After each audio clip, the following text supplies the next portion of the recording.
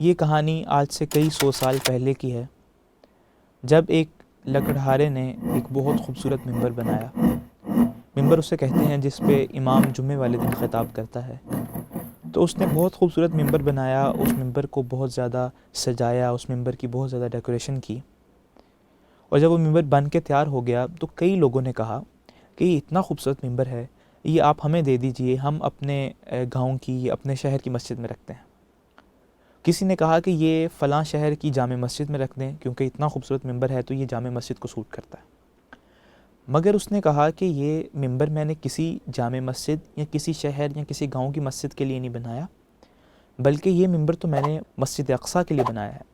تو وہاں لوگ جتنے بھی کھڑے تھے وہ سارے ہنسنا شروع ہو گئے کہ مسجد اقصیٰ تو صلیبیوں کے قبضے میں ہے، تو آپ وہاں یہ ممبر کیسے رکھیں گے؟ وہاں تو نماز نہیں ہو رہی، وہاں تو اذانیں نہیں ہو رہی، تو آپ بات کر رہے ہیں کہ وہاں جا کے ممبر رکھیں گے؟ تو سارے لوگ ہنسنا شروع ہو گئے۔ اتنے میں ایک چھوٹا سا بچہ آگے آیا اور اس نے اس لکڑہارے کا ہاتھ پکڑا اور کہا کہ میں آپ سے وعدہ کرتا ہوں کہ یہ ممبر میں مسجد اقصیٰ میں رکھوں گا۔ اس بچے کی بات سن کر تمام جو لوگ کھڑے تھے وہ حیرت میں چلے گئے، یہ بچہ کس طرح کی بات کر رہا ہے؟ مسجد اقصیٰ صلیبیوں کے قبضے میں ہے اور وہاں کس طرح ممبر رکھا جائے گا؟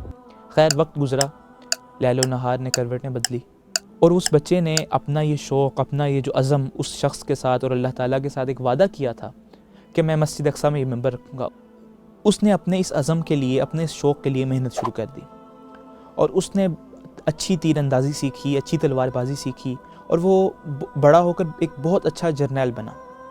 اور اس نے پھر مسجد اقصیٰ کی آزادی کے لیے، مسجد اقصیٰ کو صلیبیوں سے لینے کے لیے فوج جمع کرنا شروع کر دی، اور اپنے ارد گرد اس نے بہت بڑی ایک فوج جمع کر لی اور اس نے مسجد اقصیٰ کی طرف پیش قدمی کی۔ اور جب اس نے مسجد اقصیٰ کے ارد گرد جا کر محاصرہ کر لیا، اور اس نے صلیبیوں کو آواز دی کہ میں تمہیں دعوت دیتا ہوں کہ تم سب اللہ پر ایمان لاؤ اور یہ شہر میرے حوالے کر دو، میں تم سب کو دعوت دیتا ہوں کہ اللہ پر ایمان لاؤ اور یہ شہر میرے حوالے کر دو۔ مگر انہوں نے کہا کہ ہم سرنڈر نہیں کریں گے بلکہ مقابلہ کریں گے۔ اور جب مقابلہ شروع ہوا، مسلمانوں کی فوج نے، یعنی اس جرنیل کی فوج نے ان کو بہت زیادہ شکست دی۔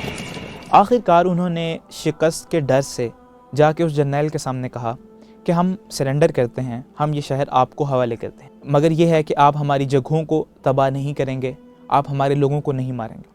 اور اس جرنیل نے انہیں امان دی اور کہا کہ میں اس طرح نہیں کروں گا، اور ہمارے اسلام میں یہ تعلیمات ہی نہیں ہیں۔ اور پھر اس طرح وہ جو مجاہد تھا، وہ جو جرنیل تھا، وہ مسجد اقصیٰ کے دروازوں کے اندر یوں انٹر ہو رہا تھا۔ 88 ایئرز کے بعد مسجد اقصیٰ کے میناروں سے اذان کی آواز آتی ہے، اللہ اکبر، اللہ اکبر، مسلمانوں میں خوشی کی لہر دوڑ پڑتی ہے۔ اور وہ بچہ جس نے یہ عزم کیا تھا کہ ممبر میں مسجد اقصیٰ میں رکھوں گا، اس نے کچھ اپنے سپاہیوں کو بھیجا اور کہا کہ وہ ممبر لے کر آؤ۔ پھر وہ سپاہی گئے اور وہ ممبر لے کر آئے، اور پھر وہ ممبر مسجد اقصیٰ میں رکھا گیا، اور پھر اس پر کھڑے ہو کر خطبہ دیا گیا۔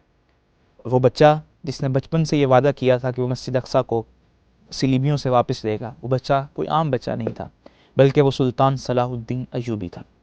سلطان صلاح الدین ایوبی جب بیت المقدس کے اندر داخل ہو رہے تھے، وہ گھوڑے پہ سوار تھے اور انہوں نے امامہ پہنا ہوا تھا۔ ان کی مجاہدانہ پرسنالٹی تمام لوگوں پہ اپنی داغ بٹھا رہی تھی، اور وہ اس طرح بیت المقدس کے اندر داخل ہوئے۔ انہوں نے تمام عورتوں اور بچوں کو امان دی اور کہا کہ تمہیں کوئی نقصان نہیں پہنچایا جائے گا۔